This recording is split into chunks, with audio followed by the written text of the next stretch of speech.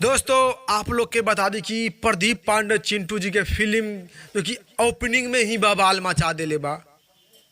प्रदीप पांडे चिंटू जी के film commando Arjun जो कि ओपनिंग में बवाल मचा देले बा। तो कमांडो अर्जुन फिल्म से जुड़ल और कुछ आप लोग के बतावे जाए बानी, तो उससे पहले आप लोग वीडियो के लाइक कर दी और हमने के चैनल पर नया बानी तो चैनल के भी सब्सक्राइब कर दी, चैनल के भी सब्सक्राइब कर दी। चलिए आप लोग के बता दी कि प्रदीप पांडे चिंटू जी के फिल्म कमांडो अर्जुन के ओपनिंग जो कि बहुत ही बेहतरीन गेल बा, बहुत ही बेहतरीन गेल बा।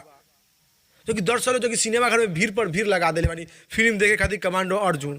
तो आप लोग अभी तक कमांडो अर्जुन फिल्म न देखे गए बानी तो आप लोग भी चाहिए सिनेमा घर में और कमांडो अर्जुन फिल्म देखी और देख कर नीचे कमेंट बॉक्स में कि आप लोग देखने में कैसा लगा। काहे कि ओपनिंग हाउसफुल चल रहा बा, अभी बहुत ही दर्शक लोग सिनेमा घर में भीड़ पर भीड़ लगैले बानी कमांडो अर्जुन फिल्म देखे खातिर। काहे कि बहुत दिन के बाद लॉकडाउन के बाद जो कि प्रदीप पांडे चिंटू जी के फिल्म कमांडो अर्जुन होने जा रहा है, वो कमांडो अर्जुन फिल्म बहुत ही महंगा बजट के बाद। तो आप लोग भी जाइए देखी और देख कर नीचे कमेंट बॉक्स में बताइए कि आप लोग के कमांडो अर्जुन फिल्म देखने में कैसा लगा। काहे कि देखने के बाद आप लोग नीचे कमेंट बॉक्स में बताइएगा।